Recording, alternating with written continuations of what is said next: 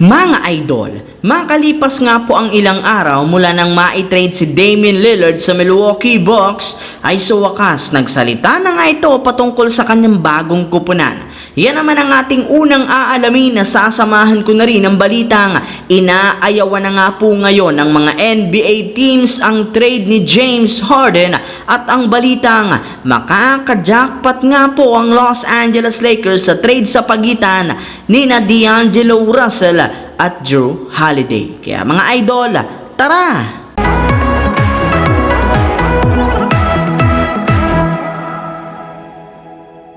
Dalawang araw lamang nga po mga idol ang nakakaraan mula nang tuluyang ma-trade si Damian Lillard sa Milwaukee Bucks sa isang 3-team trade ay hinarap na rin naman nga nito sa unang pagkakataon ang media. At ayon nga po sa naging pahayag niya, maituturing nga po niyang dream come true ang pagkakalipat nito sa Milwaukee Bucks, gayong sa buong buhay nga po niya ay parati nga po siyang sa underdog na team. Kung sakali man nga po na magkaroon man sila ng magandang season na overachieve lamang nila ang kanilang mga sarili. Pero sa ngayon nakasali nga po siya sa Bucks ay magkakaroon siya ng pagkakataon na makapaglaro kasama ang ilang mga magagaling na players sa kanya. Kaya ang ganitong nangyari nga po sa kanyang karir ngayon ay maituturing na dream come true. Yes mga idol, hindi pa nga po nakakaranas si Lillard na makasama ng ilang magagaling na malalaro. Kaya pinapangako nga po niya na hindi niya sasayangin ang oportunidad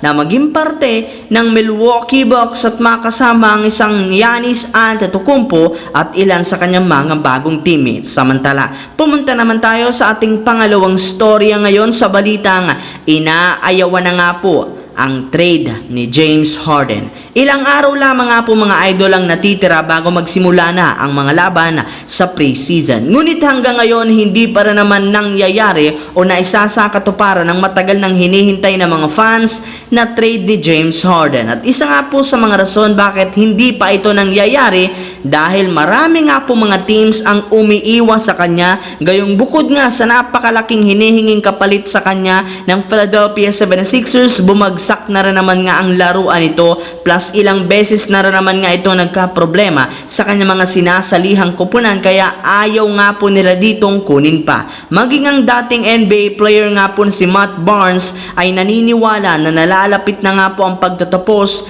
ng karir ni James Harden, gayong hindi na rin naman ito kailangan pa ng liga kasunod ng dramang ibinibigay nito sa kanyang mga sinasalihang team.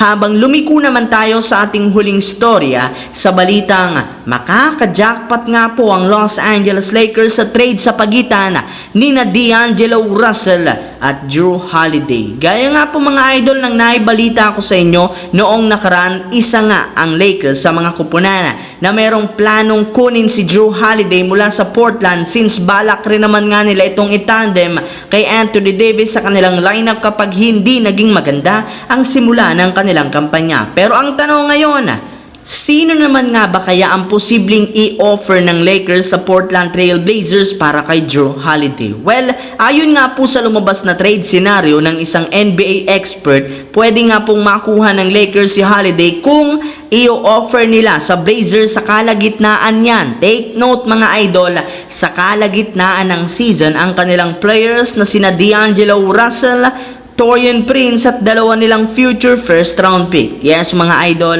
si D'Angelo Russell na naman nga po ang gagamitin ditong trade assets ng Lakers, gayong siya lang naman ang nag-iisa nilang player na may pinakamataas na trade value, plus wala rin naman ngang trade clause ang kanyang bagong kontrata. Kaya pwede nga po siyang i-trade ng Lakers simula sa darating na December 15. Paalala ko lang mga idol, eto nga ay isang trade scenario na inilabas mismo ng NBA expert upang makuha ng Lakers si Jrue Holiday. Pero kung kayo mga idol ang tatanungin, sang-ayon nga ba kayo sa nasabing trade na ito?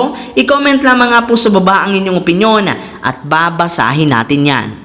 Ang videong ito mga idol ay hatid sa inyo ng Aurora Game, isang play-to-earn mobile app na kung saan pwede kang kumita habang nag-e-enjoy ka. Maraming mga games dito mga idol gaya ng Color Game na alam kong siguradong mananalo kayo. Dragon versus Tiger na simple lang, pipili ka lang kung Dragon ba o Tiger ang mananalo. Meron ding Toss a Coin na alam kong alam nyo na at marami pang iba. Sobrang dali lang mag-register, gamit lang ang iyong mobile number, hintayin ang verification code at gumawa ng password. Madali lang din mag-cash in at pag panalo, cash out agad gamit ang iyong GCash account. Kaya ano pang hinihintay nyo mga idol?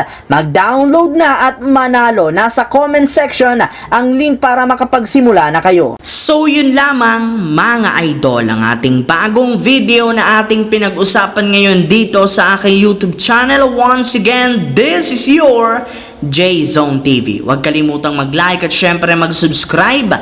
Pindutin ang notification bell sa akin channel para lagi kayo maging updated sa mga videos na pinapalabas ko. I-follow, bisitahin at i-like ang ating Facebook page, J-Zone TV. Maraming salamat mga idol.